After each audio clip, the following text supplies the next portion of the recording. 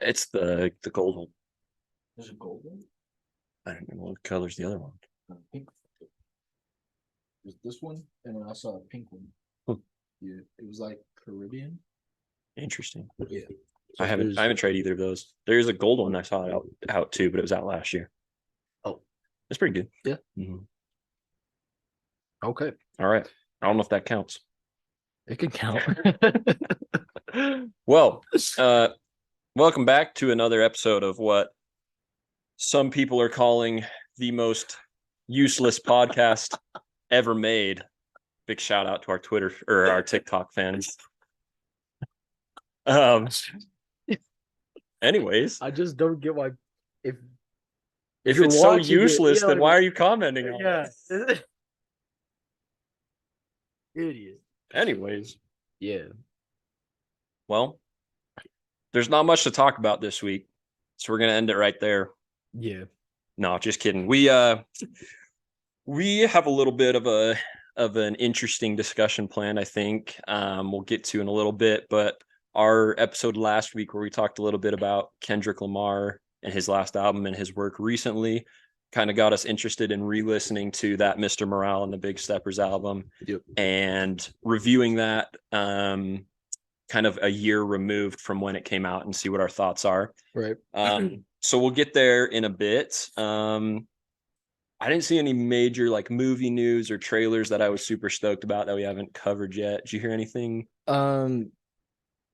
For like the only news that I've seen is Marvel pushed up 3 movies, being Deadpool 3, Kang Dynasty, and I don't remember what the last one was, but other than that, no. Yeah, I did see that they shuffled around their release dates Yeah. quite a bit, but it seemed like they just kind of moved up everything that was already in production and then pushed back everything that they hadn't started producing yet. And I would guess a lot of that has to do with the Hollywood Writers Guild strike that's going on and everything. But yeah, who knows? Yeah, I mean, I'll watch them when they come out, most likely. Right. And they don't even come out till like middle of like next year or something like that. Yeah, I saw one of them was the Fantastic Four film that was set to be released at like the beginning of 2025 is now like the end of 2025. And I was like, well, in 2 years, I'll worry about that one. Come on, Marvel, where are you at? Good gosh, don't announce something if you're not actually working on it. Anyways. Yeah, other than that, I know that Flash is out now. You said you've seen it, right? Yeah. We'll talk about that probably next week. Yeah. Because I think I'm seeing it on Tuesday. The only thing that I've heard about that so far is that it is either, for the viewer, it is either good or bad, and there's no in between. That's what I've heard. It's great or it's trash. Yeah. So interesting. I'm intrigued to see how it is. Yeah. Yeah, that's about it. Cool. Well, there was a fair amount of new music that came out this week from some fairly big names that I listened through. I don't know how much you listened to, but I've listened to some of the Joyner Lucas singles from this new project. And then the new one that I saw, I don't know how recently it came out. I assumed it was this week, was Cut You Off featuring Youngboy NBA. I don't know if you listened to that one at all. Who, Joyner's? Yeah, Joyner's song featuring Youngboy NBA. I didn't see that one. Yeah, I just looked at New Music Daily. Right. It's off his new record. I don't know how long ago it came out. It could have been a while, honestly. But it I gave it a listen and I was thoroughly impressed because I feel like there's a few artists that I find myself listening to pretty frequently that I expect so much from, and then I'm consistently let down by. Yeah. And like the Kid Laroi is one of those artists where I'm like, I love a lot of what he puts out, and then the album comes out and I'm like, this is really mid. Yeah. Or like Ian Dior is another one, 24K Golden. Joyner's kind of been one of those guys for me where I like hear a lot of it and I'm really stoked to hear the album, and then the album is not super good for me. And for him, it's kind of gotten to the point where I'm not majorly excited when he drops something, but like I'll give it a listen. But I was thoroughly impressed by this song, and I'm not a major Youngboy NBA fan, but they both sounded super good on the song. So I was super stoked about that. I'll have to go look at that because I know he dropped a couple more off of his new album because that's the album's not out yet, right? No, I think it comes out in August. Okay, yeah. So I know I think there's two more songs off the actual record that he's dropped that I Yeah. haven't listened to yet either. So I'll go give those a listen. But I agree. I think for how good Joyner is, and he's proven that, it's unfortunate that when the entire project comes out, it's not up to par with what he's put out. Right. So Yeah. So that's an album that I am interested to listen to now because I feel like I'm excited now, but that makes me nervous because I've been excited in the past and been let down by a lot of it. right. But another artist that dropped an album, I didn't listen through the whole album, but I don't know how to say her name. It's Kiana Late. I don't know how to say her name. But anyways, she dropped an album called Grudges, and I only listened to a couple of tracks. There was one featuring Khalid called Where You Go, and one called Gone featuring Bryson Tiller. Okay. Those were both fantastic. Really? I was absolutely blown away by how good they were. I saw the one with Khalid, Yeah. and it's in my queued. Yeah, like I was trying to listen to as many as I could before I actually got here. Yeah. And so I saw that, and it's in my queue right now, but didn't have the chance to listen to it yet. So I think that song was for sure better than the Bryson Tiller collab that she did on this album. Yeah. But both of them I was astonished by. And I've only heard a little bit of her before, but I'm like more curious to listen to this record and hear what she comes out with because I was blown away with how good both of them sound. Interesting. So it was super cool. And then I listened to this new Gucci Mane single, Bluffin', featuring Lil Baby. You're rolling your eyes at that song. Did you listen to this song? That was the first one I listened to. Man. Unfortunate. You didn't like it. It was trash. Yeah, I didn't think it was very good. It didn't sound like either of them were like on beat. It didn't sound like their vocals like bounced off each other well, nor did their vocals sound good on the actual track itself. I thought the entire thing was a disaster. Yeah, I don't think I hated it as much as you did, but I wasn't impressed, which I was kind of disappointed in because I guess this is off his upcoming album, and he's released a couple other singles from it, being King Snipe featuring Kodak Black and 06 Gucci featuring DaBaby and I think it's 21 Savage. Both of those were really good though. I really like those songs, and so I was a little disappointed with this, but honestly, I kind of expect that from Gucci Mane at this point in his career. Like a couple songs that I think are just bangers that are not necessarily great songs, but just are catchy and cool to listen to, and then a lot of mid stuff. So sorry, Gucci, but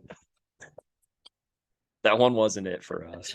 So, and then the only record song I really hated this last week was Attention by Doja Cat.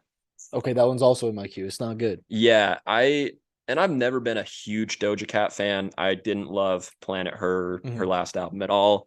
But I have liked a lot of her features and her singles lately, and I've been pretty impressed with what she's put out. This was just really annoying, and she was just kind of like, I don't know what it is about this kind of younger wave of hip hop that comes in that are like clap back at the hater songs. Yeah. But I don't, if you don't give anything to like praise yourself on as an artist, then like, what's the point of, I don't know. It feels weird, like clapping back at the haters when you can't actually make any music besides that you're just clapping back at the haters. Right. Like, I don't know. Like do something different. Like some kind of substance to your music other than just that topic. Yeah. But yeah, I didn't really love that song. Her raps were okay. Her singing was really annoying. Like her vocals did not sound great. Her flows weren't great. Her vocals during her raps were okay, but the production and everything overall and the like lyricism just wasn't not very good as a whole. So that was the only song that I really found myself not liking at all. Interesting. But yeah, I also listened to this track Win from the soundtrack for the show Swagger on Apple TV. Okay. I think it's about LeBron James's high school, Hmm. if I remember right from the trailer. But it's by IDK, and it sounds like I a have that one in great. my queue too. Yeah. It sounds like a great soundtrack song for like a basketball show. Cool. So it's cool. It's a cool vibe. Like there's a lot of jazz influence in it, which was pretty cool to hear Right. from IDK, but there wasn't a whole lot of like standalone substance where I would listen to it a lot as a song. Yeah. But I think in the context of the show, it's probably going to work out really well, which was Cool. cool. And that was kind of also how I felt about the Weeknd's new cut, Family. Yeah, from I The just Idol. heard that one. Like, Whoever that lady is, Susanna's son. yeah, I mean, she got a great voice. yeah. Like they both had their vocal moments, but Yeah. again, like I think it fits in the context of wherever it's going to be in the show. Right. Which I still haven't watched a single trailer. Like I have no idea. And from what I hear, I don't really think that I want to watch this show at all. But I would imagine that song fits the context Right. of whatever it is. Or you hope so. Yeah, I hope so, at least. Like, if you're releasing those kinds of songs just for no reason with no fit in your soundtrack, then you got other problems. But yeah, so I listened to a total of 5 new songs. I'm on my 6th right now. I'm like halfway through it. Out of the 5, I heard Bluffin' and Family. Do you know who DDG is? no. So, I mean, he's at least in this song, he's not very good. Okay. I know him off of TikTok. I don't know if that's where he started or like whatever, but I think it's his brother. His little brother is what is going crazy right now. Interesting. Yeah, but anyway, so he dropped a song with NLE Choppa. I don't even think I got to NLE Choppa's part. It was not good. Yeah. To say the least. And respectfully, stop rapping. DDG. He's not for the J-Mac guy. He shouldn't be for anyone. Okay, that's fair. I haven't heard him, so I might get hate from that. I don't think why so. do I care? Yeah. I don't. Anyways. Yeah. One song that I did like, I didn't download it just because it's not a song I think I would listen to frequently, but Platinum with Tyga and YG, it felt like one of those not old school, but like older hip hop songs, like early 2000s vibe. That's what I got from it. And it was a good song. I didn't have any problems with it, just not a song I would really listen to frequently. Yeah. So I listened to that one as well, and it did have a lot of that kind of early 2000s West Coast rap vibe, which was super cool. And I did enjoy that track a lot. I actually ended up downloading it. Oh yeah. I think it was one of the better songs that I heard this week, and it was one of the better tracks I've heard from Tyga and YG individually in the last little while, which was super cool.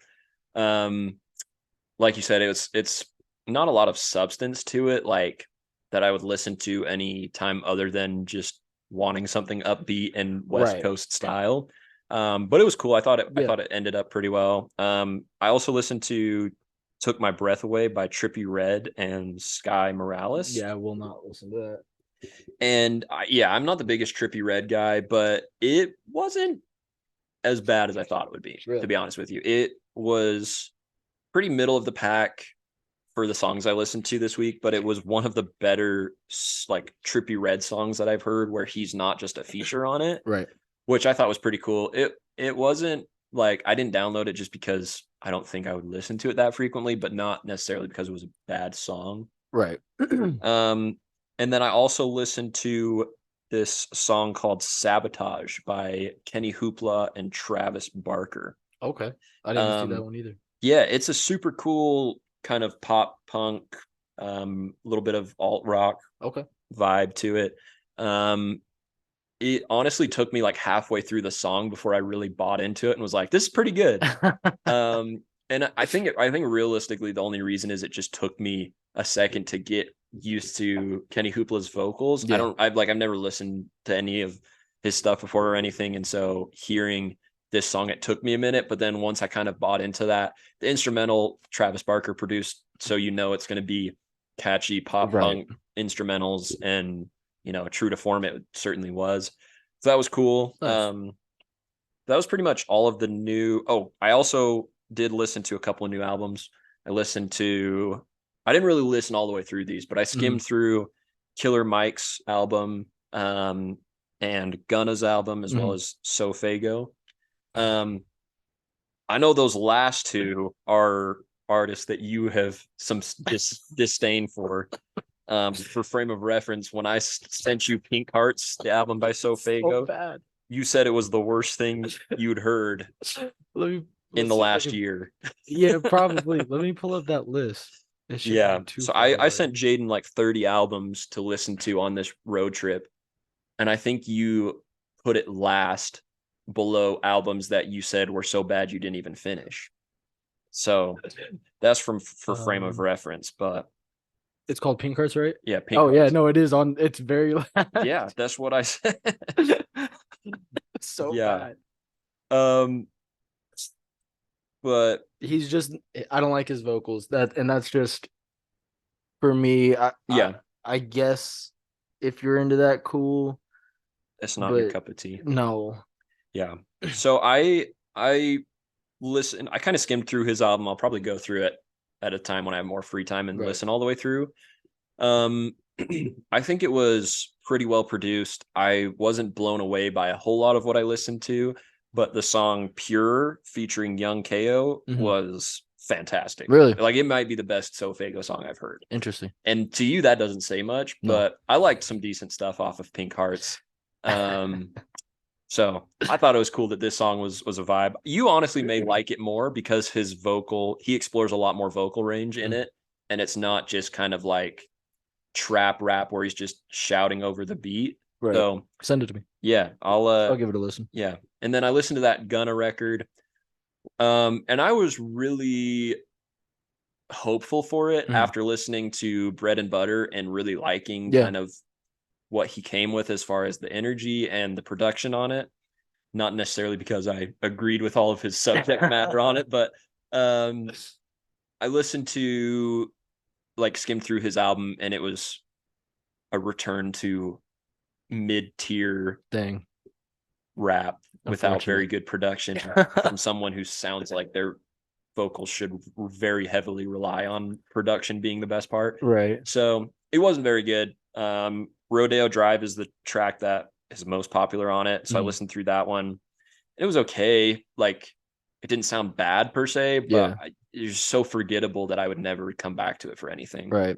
But the new Killer Mike album, Michael, also skimmed through a fair amount of that one. And the three tracks that stood out most to me were Scientists and Engineers with Andre 3000. I'm listening to that one like right now. I'm like halfway through that one. So you heard Andre 3000's part probably? Maybe. Okay. He was the first guy on it. Then yeah. Yeah. That song was super good. So far I like it a lot. Yeah. Andre 3K does super good on it, and then Killer Mike's verse just complements it so well. Their flows are. I don't even know who Killer Mike is. Yeah, so he's like a, quote unquote before our time kind of guy. Cool. He was a protege from Outkast. I don't know what the pronunciation of that word is. Protege. Are they even different words? No, I don't think so. Okay. It's just different ways you say it. Tomato. In the words of Theo Von, it's just different sounds you make. There's a lot of them. But yeah, and then he formed a pretty famous group called let's see, I think it was called Def Jux. Yeah. Is a group that he formed with a rapper named LP. And then he's kind of branched out, as a lot of rappers do, into doing more like social work and political work and those kinds of things. So super cool guy.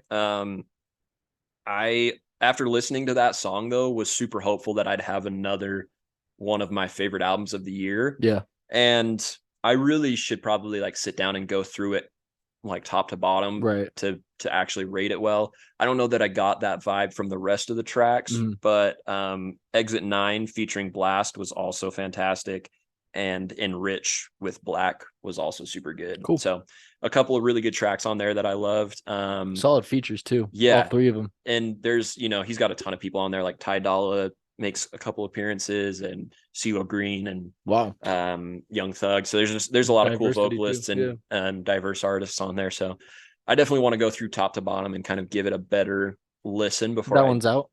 Yeah, it just Okay. came out, so I want to listen through it a little bit more before I give it A fair a rating. fair Yeah. rating. Exactly.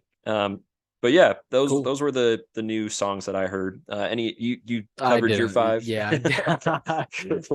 I Um, flagged this week. yeah. So we've neglected this segment for a couple weeks now, but I wrote it down, so I'm not going to forget it.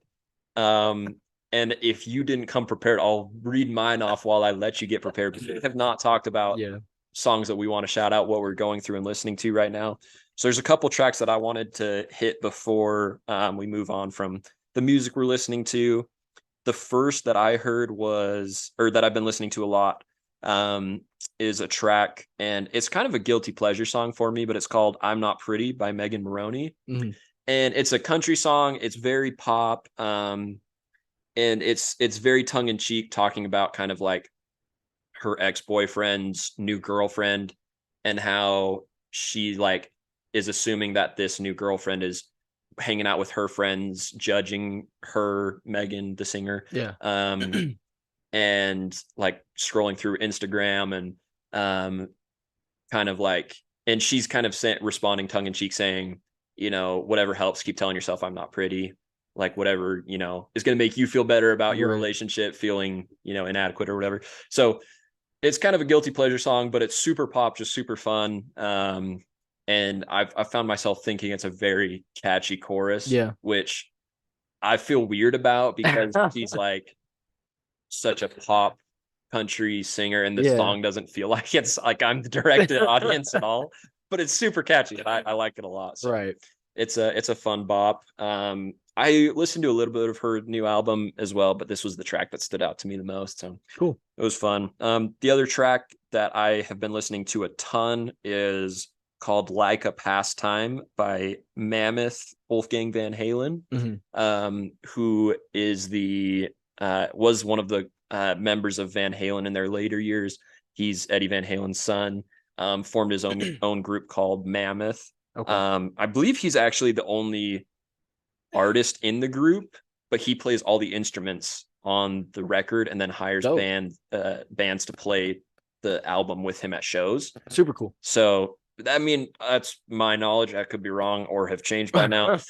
Super cool artist though. It's got me super stoked for his new album. Yeah. It's what I love about it is it's very rock and very I don't like, there's hardcore metal, but I don't know if you can have softcore metal. I'm not very well versed on it. It feels like that though, where it doesn't feel so in your face, right? But it has those, not as pop features of the rock, which I really like. So there's a lot of like, heavy guitars, thundering drums, and all that kind of stuff, which is super cool. And then his vocals come in, and they're very loud and very like, they're very like, I don't know, not like they're shouting necessarily, but that's kind of what I'm getting at, is that it's not like a screamo metal song, but like it's just very loud, very rock, and very cool, while still like incorporating a lot of those kind of catchier aspects that maybe would make it appeal to a more casual rock metal fan like myself. Right. So I like that one a lot. And then the last track I wanted to shout out was new last week. We talked about this song coming out a couple weeks ago, but I just got to listening to it the other day, and that was "Elevated Heartbreak" by Jaden Hossler. Yeah. Super cool. A little bit different than what he's done in the past, but could tell that there was like a lot of heart in it. Yeah. I don't know that I would necessarily say he's like the best pop punk artist by any means right now, but I really find myself enjoying the skill that he does bring to the table, and it's a refreshing voice on the scene. So that was pretty cool. Those are the three songs that I found myself listening to. Nice. So my three are not what I normally listen to whatsoever. For anybody who actually knows me, I'm one that usually will just listen to rap, hip hop, or like I'll listen to pop, like whatever. But the three songs that I have been listening to frequently this last little bit now is first one being Rain is a Good Thing by Luke Bryan. The chorus is super catchy and it's just a super fun, catchy song. That song's like not very new either. Yeah, no. But hey, that's the point of this segment Yeah, that we do. I'm gonna let you know right now. None of these songs are on the newer side. Perfect. All old songs. But like I didn't hear this song until probably like this week. Interesting. Yeah. I don't listen to too much country. Like I'll listen to it and I do find myself enjoying certain tracks. Right. But yeah, it was the first time I listened to it this week. Sweet. It was great. Solid song. Both of these are guilty pleasure songs, these next two. First one being Heart Attack by Demi Lovato. Out of left field with that one. Man, taking me back to like junior high dances, bro. The vocals are just so good on it. I don't have any problem with that song. It's I think so that good. was her peak musically for sure. Absolutely. So, it's such a good song. Oh, I love that song so much. That one, and then this next one I've been listening to a lot while just playing my games. Yeah. And they just make me so happy. Right. The third one is Unwritten by Natasha, I can't say her last name, Bedingfield. Yeah. It's a great song. I love that song. That is a great song, dude. There's a Sunday Conversation episode. I know, like, if any of our viewers don't listen to or like know what that is, it's an interview segment where they kind of just mess around with the guest and ask them some weird questions. I think it's the interview with St. John where he says that, like, he quotes that song and he's like, they say the best song though is Unwritten by Natasha Bedingfield. St. John's like, I've never heard that song before. It sounds like a white people song. And anyways, that just made me think of that interview and how funny that quote is, that it feels like a white people song. Yeah.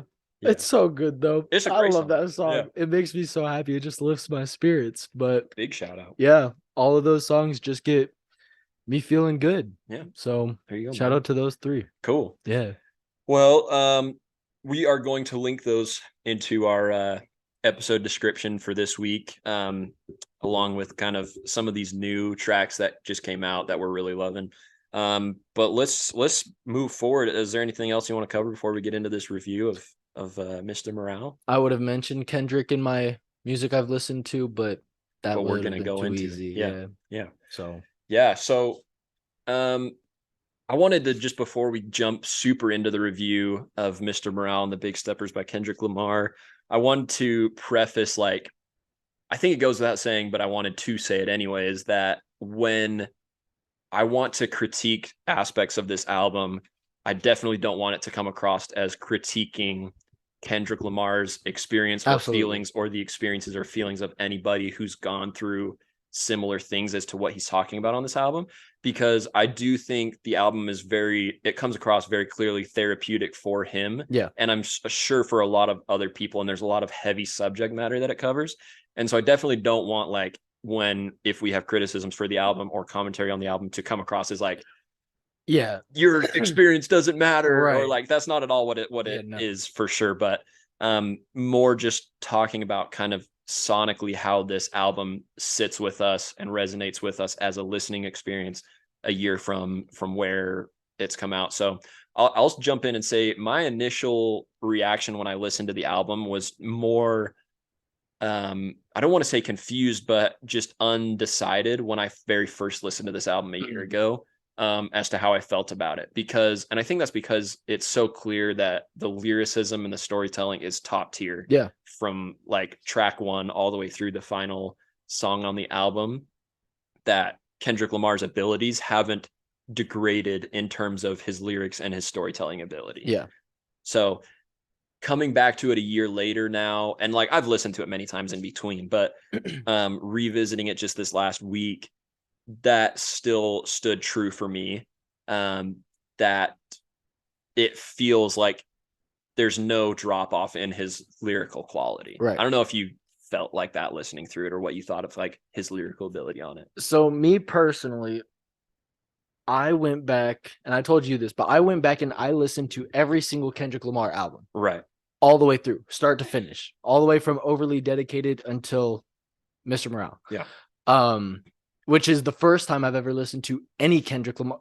Mr. Morale was probably the first one I listened to all the way through, just because I started getting into listening to full albums. Yeah.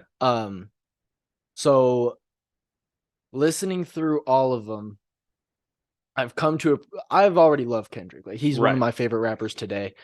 And it just, that love for him and his music just grew. Yeah. And it just brought me back to, like, because me personally, I don't think this is his best work. And so going through everything, it brought me back to how much I enjoyed listening to Kendrick, how regularly I listened to him, with songs like King Kunta, Don't Kill My Vibe, All Right, just all those songs. It just brought me back, which was really cool. Yeah. And going from top to bottom for like Good Kid, Mad City, and then To Pimp a Butterfly, beautiful stories all the way through. It fits very well. And I listened with just my AirPods, and just the background vocals, the ad libs, the dual vocals, like all of it is so sonically beautiful. And like, oh my gosh, I was having the time of my life. I went off for a little drive, and I kind of just sat and like looked at Cedar and just like the mountain range and all that. And I was just sitting on the top of my car listening to, I think I was listening to Good Kid, Mad City during it. And I was just peaceful. It was just beautiful. The instruments were great. But then coming to this album, I agree. I think it shows how great of a storyteller he still is. Lyrically, he's still top notch, and you can't ever, I feel like, especially now, you still can't ever discredit Kendrick for either not showing enough passion or not bringing enough energy, or he's not doing better with his lyrics. He has all of it, and he still proves it in this album. When I first, a year ago, listened to the album, I immediately thought of Eminem's Revival album. Yeah. Because no, it's not the same, but it is in the sense of the message it's bringing. Because like, you look at Eminem's, and his whole point was, hey, I'm thinking of retiring. Like, this is probably going to be my last album, and I'm going to tie up all the knots. Like, this is my piece. This is it. And then everybody called it trash. Like, which, yeah, it wasn't the greatest album, especially from Eminem, but it wasn't supposed to be. Like, it was just a wrapping up. I'm done. Yeah. So, not saying Kendrick is done or anything, but that was the same vibe I was getting. Like, it's, for him, it's his own little therapy session. It's what he's been going through for 1,800, whatever the amount of days it's going through. But you know, it's not my cup of tea. I'm not a huge fan of that album. Yeah. But that doesn't mean it's not good in certain aspects. Yeah, for sure.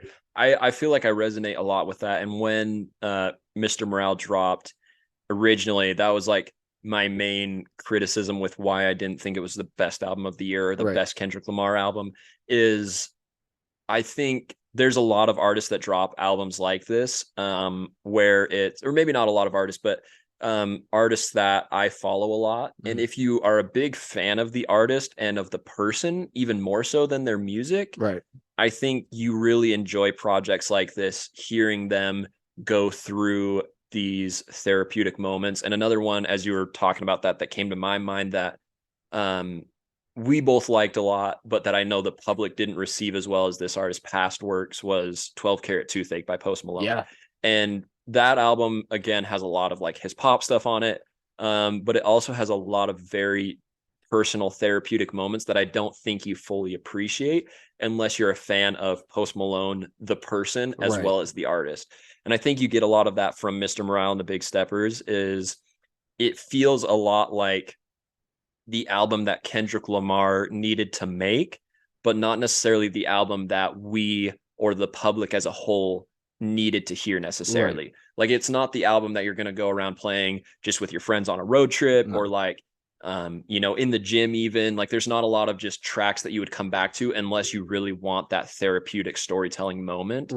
And there's definitely albums like this, and I don't think that knocks the quality of it at all for me.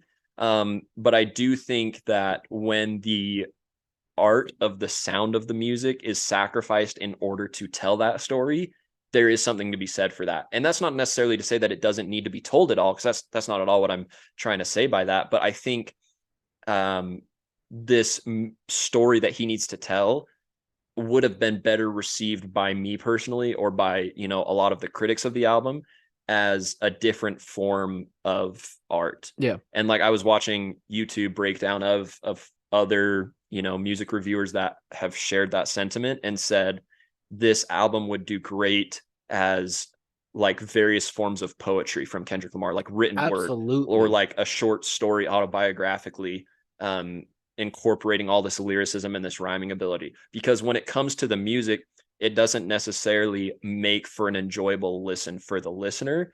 And I for sure caught that going through it again. Like, the album is not necessarily enticing, like in terms of its audio. Right. Like, it's not an appealing listen. It comes across very chaotic and very anxiety inducing almost. Like, I was sitting by the pool listening to this album, and I was not like relaxed listening to this album. And I don't think that's the point. I don't think he's like, lay back and let me tell you a story. Right. But like, I don't know that as a listener of music that I would necessarily frequently want to return to this album just because of that. Like, it's not a casual listen. It's got a lot of heavy subject matter, and it's got a lot of, deep moments where he's, talking to the listener. Right. I feel like if you are listening to this album frequently, like, you are feeling exactly, or at least very similar to what he's going through. You've had those experiences, or you're going through them. But for a majority of people, and I don't want to assume, but like, I don't think most of us are going through exactly what Kendrick is trying to tell us. Right. And so that's where a lot of people are like, it's not a good album. It's not that it's not a good album. It's just that we know Kendrick as Good Kid, Mad City, and To Pimp a Butterfly. That's how we know Kendrick. And so when you drop something after so long of putting out basically nothing besides the Black Panther album, and I guess Damn, those two albums in between, we don't expect something like this. I don't know a singular word to describe it, but like, just going through it, I agree. Like, it's not relaxing whatsoever. It's the very opposite. To me, there's only 3 good songs when it comes to enjoyment of listening, being I really liked United in Grief, but I feel like the one that would be played often is Die Hard. Like, I feel like that one's the most upbeat one, like great vocals, good song. The other one being The Heart Part 5, I think is that what it's called? Yeah. Solid song. Not even one I would frequently listen to, but good in my opinion, to where it's a listening song, if that makes sense. Right. So yeah, I definitely think those were 3 of the best tracks, and I incorporated those as well in my best tracks. I had a couple songs that I think I enjoyed maybe more than you did, or if you did enjoy them, just songs that maybe necessarily weren't the easiest audio experiences. But I really liked Die Hard as well. United in Grief, I think, is one of my favorite songs on the album, just in terms of his energy. And in the choral opening of the song, the instrumental is very refreshing in the context that there's not a lot of instrumentals that I'm hearing like that. And so it's new. I also like The Heart Part 5 a lot. The other tracks that I really enjoy off this project are N95 and Father Time, as well as Savior. And I think those 3 tracks I come to a lot for. I think the flows on N95 are really good. Like, his flows are really good on that song. I think the chorus on Father Time is fantastic. Savior's a really good listen. But I think what I really like about those songs is I feel like those are songs that I love what he's talking about. Those are like songs that, maybe if I'm not going through everything that he's going through, like you're saying, those are maybe songs that I find refreshing to listen to. Maybe not necessarily because I think I'm going through them right now, but just because I think they are songs that I like hearing what he said. Right. Because I think it's pertinent to be said. I love in N95 the concept of taking off your mask. Like everyone was so excited to take off their mask when COVID restrictions lifted. But I love that he's saying like, you're still wearing all these masks. You're still wearing all this fake, fake woke. Like you care about all these people when really you don't. You just want to look like you do, or, the clout chasing or the whatever it may be that all these people are wearing. And he talks about like, take it off and what, like you're super ugly underneath. Like, I think I love that like there's all these like, take off the blank for the whole verse, and then take all that stuff off and what do you have? And then he just goes, you ugly. Like you ugly. Just like, and then he comes in right after that, says you out of pocket. And I feel like that needed to be said at the time when it came out. Right. Like it was perfect. COVID was just finishing up. Everyone was taking off their masks. And I loved the imagery of take it all off. Like stop being something that you're not. And if you really do think that's important, then stop putting it on as a front and really work on becoming that. Right. There was I don't know if it's in that song, but there was the line where he's like, Kanye just started working with Drake again. Like that was crazy. Like, I guess I still have some growing to do. Like, right. Which I think that's on Father Time. Is it? Yeah. Solid line.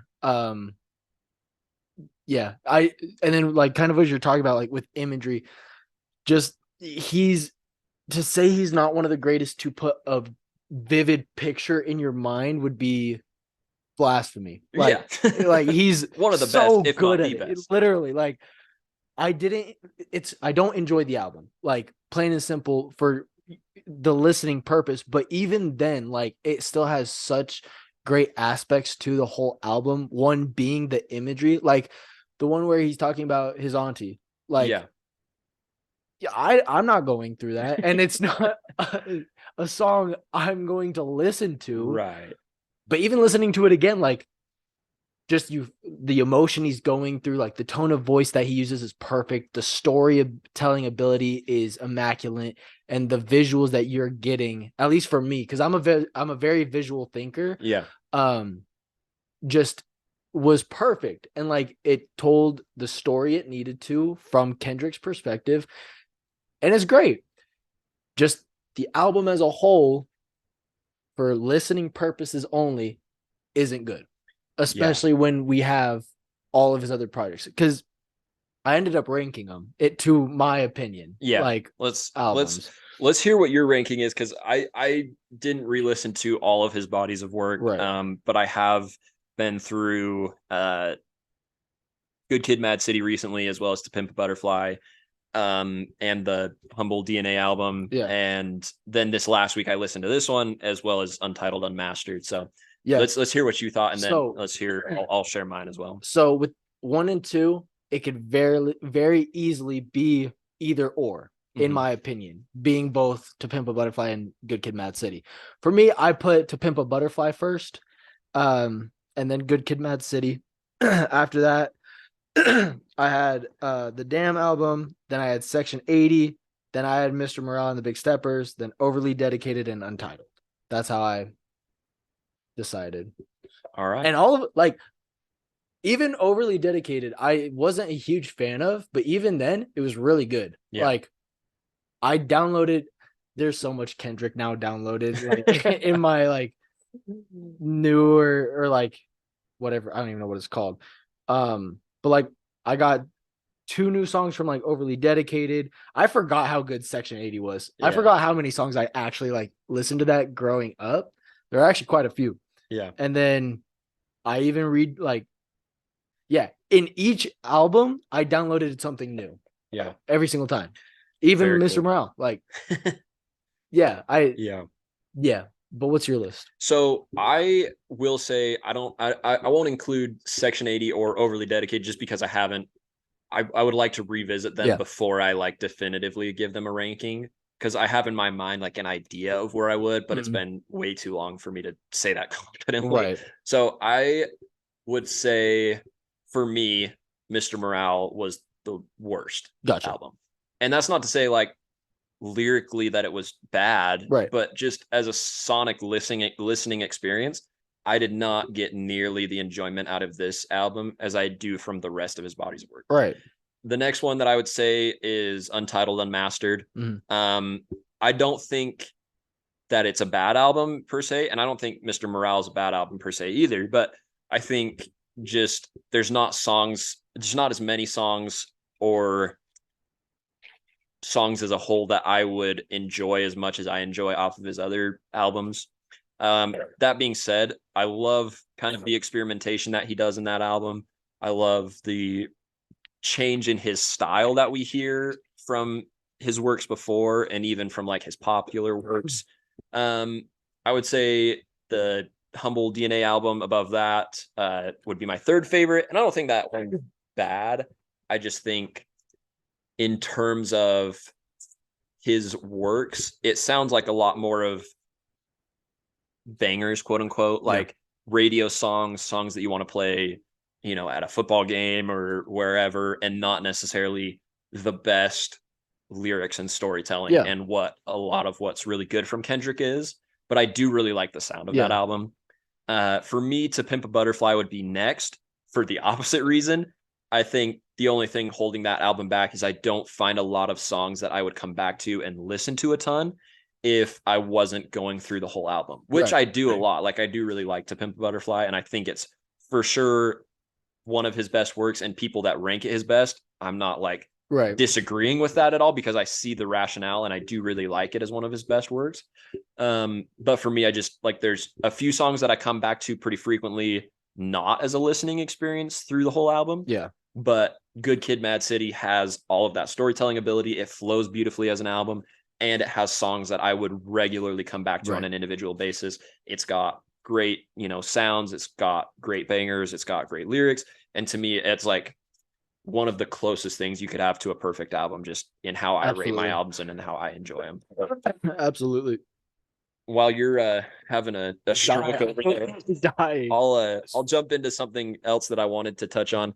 I think as I went through it this time, I did pick up on a couple of new things that, you know, I could be just like out of my gourd and these are just things I'm making up.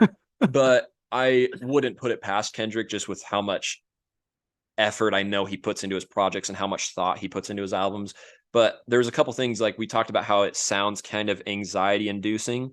And as I was listening to it, it felt like that was by design, almost, from the production to the flows to the choruses. And I think that kind of helps the listener get into his headspace making that album. And again, that's why I say it feels like the album he needed to make, but not necessarily that I needed to hear. Because like we all have our ups and downs and our hard times. And I'm not saying there isn't a time and a place for something like this to say, hey, somebody else is going through this thing as well. But like, I also feel like I have enough stress in my life that like when I'm just wanting to listen to music, sometimes this isn't an album I come back to very frequently for that. But I do think there's a time and a place for it, and a market, and like people that do need to hear that headspace, like, hey, it's okay, I'm there too. The other thing that stood out to me kind of along those lines was the fact that he says, you know, 1,855 days, I've been going through something, instead of I've gone through something. He says, I've been going through something. And to me, listening through this album, this doesn't sound like an album from a person who is quote unquote healed or made it through something, but is going through something. And I feel like when the album first came out and I kind of got the gist of it, the first couple songs in, I felt like I was going to get an album from somebody who had kind of made it out the other side of their struggles. And especially with the hiatus that he took, I thought that was what it was about. Like he's going through this hard time during this hiatus, and now he's through it and has made this album. And that is not like the case as I'm going through it this year later. I feel like I'm getting the album from a person who's really struggling and really going through something still. And so, Kendrick, I love you. I'm here for you, man. I like, it's a challenge. Life is a challenge, but like, in all seriousness, like it does sound like he's still going through things. Right. And I think we all go through things in our life and think we have it figured out. And then the next roadblock comes along and we don't feel like that anymore. You know what I mean? I know for sure 100% that is where I've been to, but you do get to points where, you know, you're going through something and you feel like you just have to get it off your chest and talk through it. And again, like I keep coming back to that. It's the album that he needed to make at this point. And I totally respect that. Like we've said plenty of times, like sonically, it's not per se the most enjoyable listening experience out of his bodies of work. But I do feel like I understand more this time going through it, why it sounds the way it does, and where he's coming from. Even if you look at things like the tap dancing background throughout the album, and then there's a line that's very obvious that I didn't catch until this time going through it, where it's not him, but somebody in the track says, "Quit tap dancing around the subject," and I was like, "Oh, that's what the tap dancing is." He's saying, "Stop tap dancing." He's literally telling me what I'm going to listen to. He's like, "Stop tap dancing around the subject. You're getting it black and white right here, straightforward. It's not going to be pretty. Here's what's on my mind. Here's what's in my conscience." And so hearing that, I was like, "Oh, well, that doesn't make me like wonder why the album sounds the way it does anymore. I get it." Right. I feel like an idiot, but I get it. Told me. Yeah. So that was refreshing to hear that and like realize that I'm just crazy. And that Kendrick's way smarter than I am. So there was that. I also really, let's see, I wrote something else. I really liked the echoing voices that I felt like represented his conscience throughout the album. And one of those was on United in Grief, where he keeps saying, "I grieve different. I grieve different." Like that's one of the things that he keeps returning to say throughout the song. Right. But if you notice, there's this echoing deep voice from him in the background that says, "Everybody grieves different." And I feel like it kind of returns a couple times throughout the album, like on N95, where he says, "You out of pocket," like that kind of background echo stuff. And it feels like at different times that may be, at least in my mind, again, I could be crazy, it feels like something that Kendrick, his conscience is saying to himself. Right. Like he's saying, like, I grieve different. I'm going through something. I'm going through my pain, and, in past albums, we've heard him say, like, he goes to alcohol when he's grieving. And he's saying, like, it's okay. I grieve different than everybody else. Yeah. And it feels like this is his conscience saying, like, everybody grieves different. Stop making it an excuse. Right. And then, like, we kind of get into the meat of the album and he starts really talking about it instead of, like, what feels like maybe making excuses or like just surface level tap dancing around the subject, so to speak. And then like saying "you out of pocket" could be to everybody else, but it could be to Kendrick, like to his conscience saying to himself, "You're out of pocket for this. Like you're wearing masks too, or you have your own flaws." So I don't know. Those were a couple of things that I picked up on. Like I said, I could be crazy. Things could be like not actually what they mean, but that was just what I picked up on. Thought they were cool. It made it a interesting listening experience going through it. Right. A year later. Yeah, I think from first listening to it to now, I think I've matured a little bit going into this, like in a sense of I'm not judging it based off of just what I've heard, but instead I'm judging it based on what I'm listening to. Two very different things. That's a bar. That was crazy. Sorry. Because when anybody's judging music, it is the first thing off bat is if it sounds good. Like it has to sound good for you to enjoy it, which you're not wrong, but listening to it, you're 100% correct in everything that you just talked about. Like I feel like I agree. I think it is supposed to be that anxiety induced sound. Yeah. Because that is going to put you more in that headspace. Right. And I agree. I think Kendrick is smart enough and cares that much for a good listen, as good as you can make this one. Right. My mind blanked. Yeah, no, you're good. I think I kind of feel where you're going with it. I definitely think listening through it, like I said, there was a couple details that I picked up on that I didn't necessarily catch the first time. But I also think that the first listen through, I did get the vibe that I got again here, that this wasn't necessarily supposed to be an easy listen or like an enjoyable listen. And I feel like that's the critique that a lot of uh, Kendrick Lamar super hardcore fans or people who really vibe with this album bring up when somebody says it's not as good as his other stuff. Is they're like, oh, it's not supposed to sound like that enjoyable listening experience or whatever. But I do think that, oh my gosh, you're killing me. I didn't do anything. No, you did. Oh No. my gosh. Okay, so when it did first come out, I remember me and James having a discussion. Do I remember the discussion fully? No, I don't remember who was on what side. I think I was actually defending the album when it first dropped. I think he was saying it was trash, but my whole thing was because of what Eminem had dropped, and this being in that relatable sense, Right. like it's not bad, just not a great listen. And like those same people had their problems with Revival. And then same thing with what is it called? 12 Karat Toothache. Yeah. You could even take like Lil Durk's new album and NF's new album, even though it's kind of flipped. Yeah, it's not exactly happy the now. same, But same, only different. Right. It's just we're not used to these kinds of sounds from these kinds of artists. But I think it's one of the healthiest things to do for the artist, because a lot of people grieve different.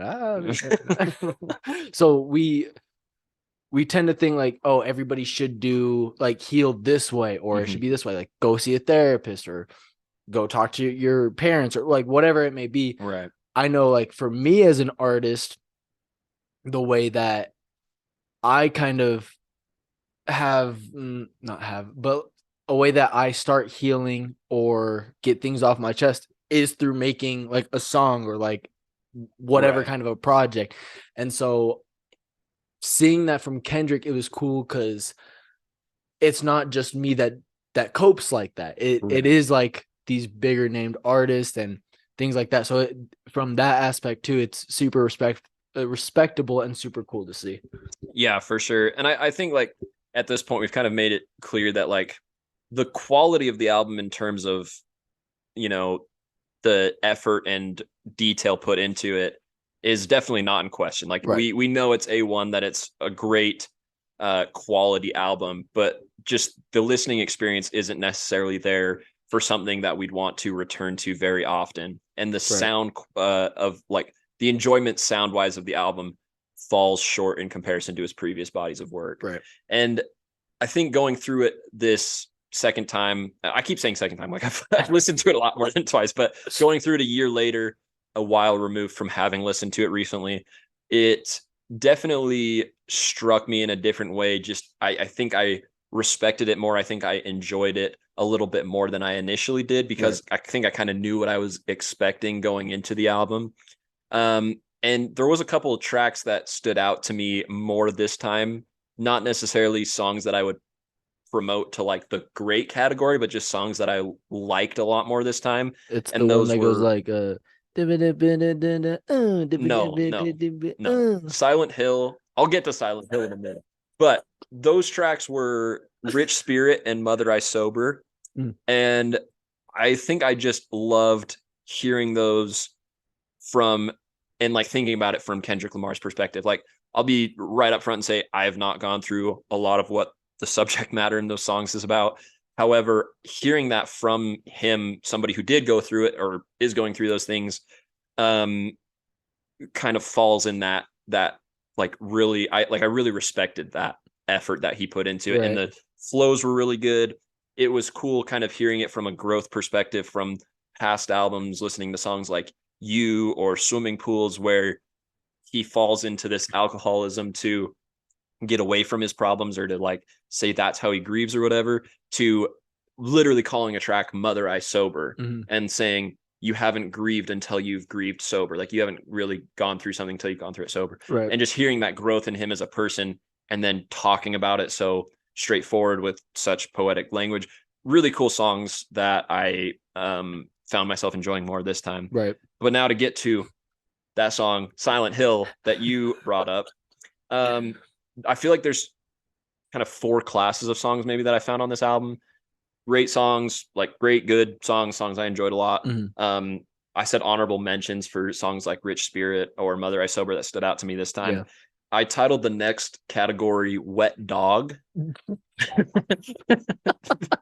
because you think of a wet dog and it's not enjoyable. Like you don't want a wet dog in your house. You don't want to pet a wet dog. They smell bad. It's not enjoyable. No. However, what's underneath the dog, you really like. You really like enjoy a dog being around. But the wet dog you don't like. The appearance of it is what you don't like. So there was a few tracks that it's like, okay, I really respect what you're doing here. I don't like listening to this. Yeah. And one of those was I can't remember the song. It's We Cry Together.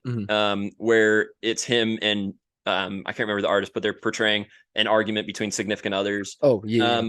Like very respectable what you're trying to get at with the song, and like the subject matter is very interesting, very cool criticism of like how we treat our relationships with other people, very eye-opening. Never gonna listen to that song. Don't find any enjoyment audio-wise out of it. That's the only one I skipped. Right. Auntie Diaries, same thing. Very cool. Like totally get where you're coming from. Like you didn't, going through things as a kid, not realizing the harm you're causing to people around you. Right. Totally get it. Totally enjoy it. Again, would not listen to it. Don't love the appeal sound wise of the song. Right. There wasn't a whole lot of just like bad songs on the album, which is my 4th category. Silent Hill, I would put in there. It just doesn't feel like it fits the tone of the album at all. Sound wise, I think the subject matter is still there, but sound wise, I wish he would have just let Baby Keem or Kodak put it on their albums instead. Yeah. It doesn't sound like a Kendrick Lamar song at all. I really don't enjoy it. It's a super funny meme to like meme around to in the car, but I really don't enjoy that song at all. Yeah, that's valid. I don't either. I just think that first part's funny. Yeah. Yeah. Well, okay, so now not moving on, but like this all kind of started because of his new single with Baby Keem. And then we've also talked a little bit about his features on Baby Keem's album. Right. So where do you think he's going, and how do you feel about the direction he's going in? Yeah. So I think I'll wrap up my thought just on the album real quick and then jump into that question, just because I think I wanted to like give it a rating and state how I felt about it like this last listen through. Because like I said, I think it grew on me a little bit, but I still feel like I feel the same as I did originally. Right. I don't think I misjudged it that bad, but I gave it a 6.8 out of 10. And that seems like a really obscure number, but I feel like I've given a lot of albums this year 7s. And I wanted to give this a 7, but I felt like when I was comparing the quality, it wasn't the same quality of 7. So I just did 6.8 to put it below that, just to make it clear. So that meaning I really like what he did with the album. There was moments I really enjoyed, but again, I didn't love it. What I did find weird though about this album is, and you can correct me if this isn't how you felt about it, but going through the first half of this album, there's like, you have, the 2 parts. For me, the first half was exponentially better than the second part, like with United in Grief, N95, Die Hard, Father Time. Yeah. And then getting into the second half, I was like, whoa, big change. It's a big change. And like we said, that could be intentional. Like once we've gotten into it, I just think the music quality definitely for myself wasn't as good the second half. I even wrote down that after the first 4, but really first 3 songs, I said it was audio clickbait, because I listened to United in Grief and then N95, and I was like, oh my goodness, like he's gonna do something here. And then I think it's Worldwide Steppers is next, and I was like, okay, that wasn't that good, but like maybe it's a miss. And then Die Hard came on, and I was like, oh, we're back in it. Yeah. And then like it kind of progressively steps down the ladder after that. And like I said, it definitely feels maybe intentional as he's getting deeper into the subject matter. But just as a listen, I felt like the first half was far better, and it kind of deteriorates into that. And and I mean, like it could be kind of like levels. Like, we're starting here. Let's start getting deeper until we're finally submerged. Yeah, for sure. So anyways, did you have before I jump into your question, did you have like a rating out of 10 that you wanted to give it that you thought of?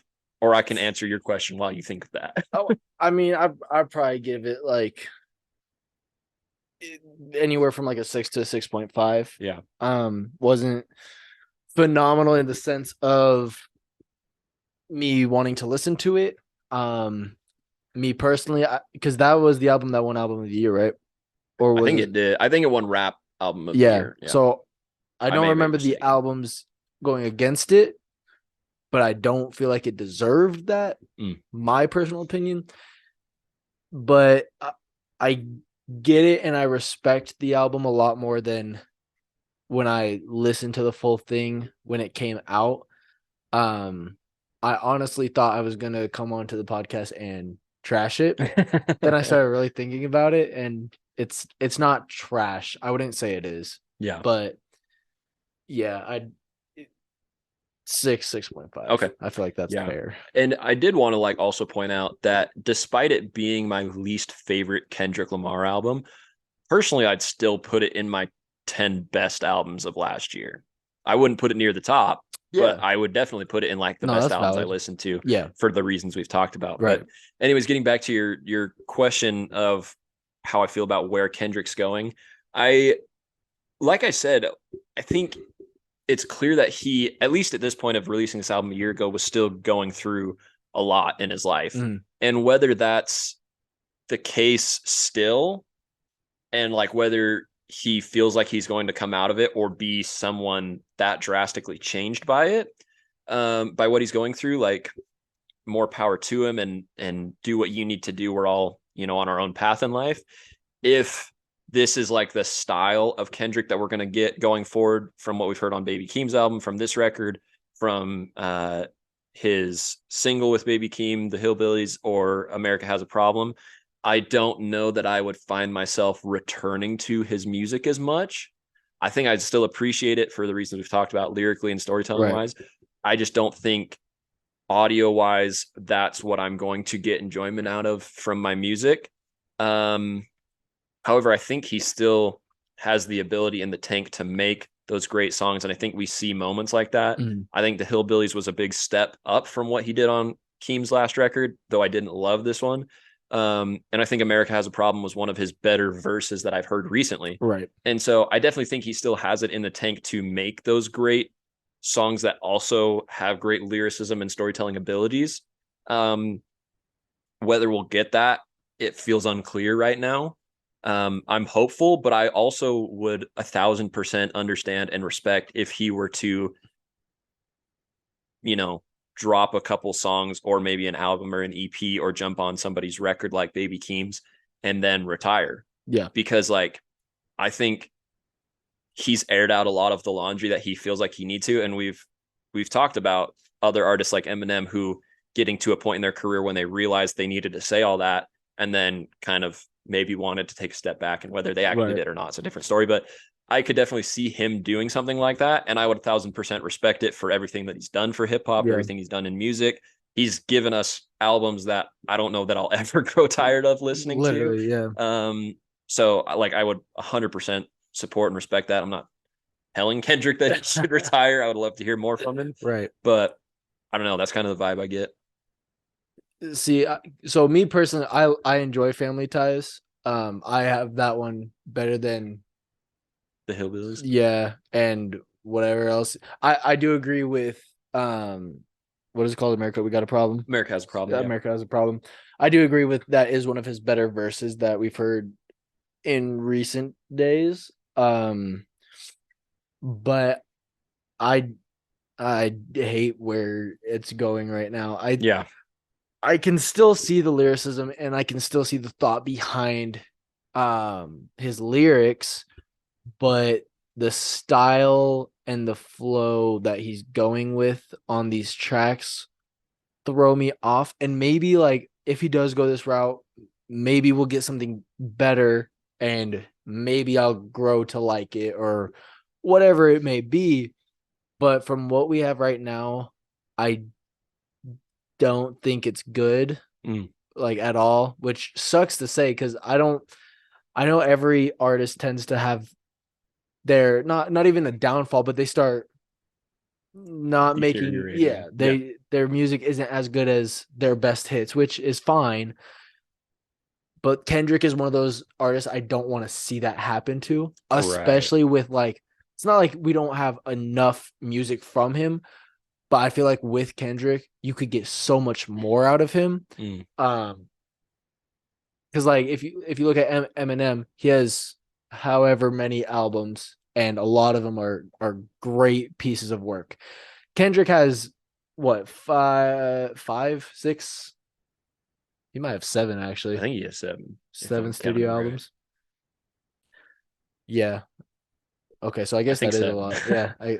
Maybe 6. Yeah. Yeah. I don't know if I really want to include Untitled, Unmastered, and Overly Dedicated though, They both kind of, or Black Panther. yeah, I guess technically they're LPs, like full length, Yeah. but they feel more EP like a shortened Yeah. album. So yeah, I get your point. I really want a body of work from Kendrick like uh To Pimp a Butterfly and A Good Kid Mad City cuz and that's selfish of me and I don't care.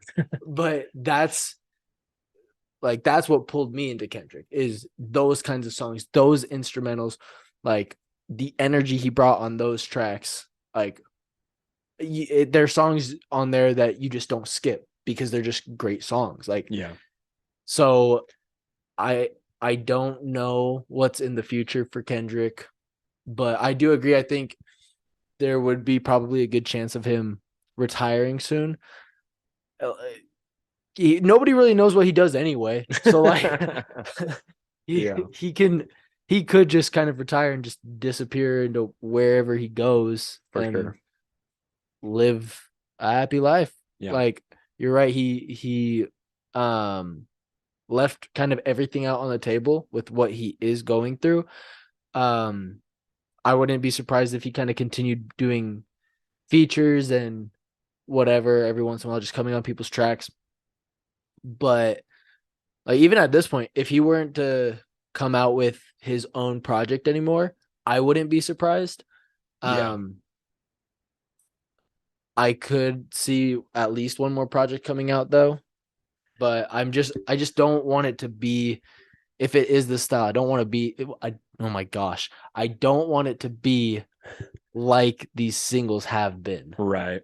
Yeah. I think if I were to hear another Kendrick Lamar album, ideally I would hope that it would be more of a like from a resolved standpoint Yeah. from what he's going through. Like he's kind of come out the other side of whatever he's gone through and can make music with the message that he wants to send with the sound quality that we know and love from maybe older bodies of work. And I'm not saying that he can't grow as an artist or Right. evolve as an artist, but just that is create an album that is going to be equally sonically and lyrically enjoyable. Right. So I think that'd be my ideal for a next project. I think it also sucks not let me think of how I want to word this before it sounds wrong. um I want another album to sound like those two albums. The problem is he's not at that point of his life anymore because both those albums he's struggling with a lot and that's like Sure. his upbringing in both of those albums. So obviously he's not there anymore. Right. He's far past Yeah. those times. And that's great. Yeah, for that, sure. For sure. but musicians tend to change and it's natural, but they tend to change and their sound tends to change as well. moving away from that because they're not in those situations anymore. It doesn't suck that he didn't. Wait, hold on. It's great that he got out of those, but it's unfortunate because I feel like we won't get that same feel anymore. We're not going to get another backseat freestyle, sure, which is unfortunate in my opinion. Yeah, and I think kind of what you're getting at, and correct me if I'm wrong, but I think kind of the point we're both trying to make is that I would like all of his albums are talking about his struggles and his upbringing and what's going on in his life, and I don't I don't wish struggle on anybody or anything like that, and I don't think that's what we're trying to get at, but I think we're wishing that he would his music would reflect that struggle in the way that it used to, and whatever his current struggle is going through. Like, I don't need to hear another album about how he grew up because we have those albums, but like I want to hear about going through this conflict with the sound quality that we heard from those early projects. Yeah, because those were so good. Yeah, I miss old music. The old music that was some old head vibes right there from you, man. Yeah, I'm really just reminiscing on the good old days right now. The good old days of hip hop, the early days. I think we got a lot to look forward to. Whether or not it's from Kendrick's future projects, may be a different story. But yeah, there does seem to be some bright spots, and hopefully, we'll hear some more of those. I'm just scared because all the people that we grew up on are like probably gonna retire soon. Dude, J. Cole might drop the fall off and retire this year. Yeah, and then I wouldn't be surprised if posted the same thing after Austin. Yeah. Drake might do something like that. No, he won't. Drake will do whatever stupid thing he's doing for the rest of his life. I mean, he might. Wayne might retire. I hope he does. M might retire. I hope he does too. Jay might already be retired. I don't even know what he's doing. Jay-Z. Yeah. Dude, I don't know, man. Maybe this Sofago record will be the best record of the year. And that's where we're at. Because now we're just talking nonsense. Oh, man. Anyways, if you're still here and have listened to this far in, and you think that we missed the mark or are off on our Kendrick Lamar analysis, then you can go somewhere else. Yeah, don't listen. No, I'm just kidding. Let us know. Let us know what you thought of the album. Other albums you might want to hear us talk about. Check us out on wherever you get your podcasts, including YouTube soon, and on Instagram, TikTok, YouTube Shorts. And we should just maybe rename this to the Pointless Podcast. No. Dude, I thought about it after, like, because we don't get many comments. So, like, the fact that was, like, the one comment, I thought it was hilarious. And I was, like, thinking about it, and I was like, okay, but, like, isn't every podcast? No, literally. You're just listening to a group of people talk about whatever they want to talk about. Yeah. And it appeals to you. So the fact that you watched it, it did appeal to you. Negatively. Yeah. Anyways. That dude's an idiot. We'll catch you all next week for our review of The Flash. Fastest man alive. Yeah, fastest man alive in the fake universe of living people. The end. I'm done. Goodbye.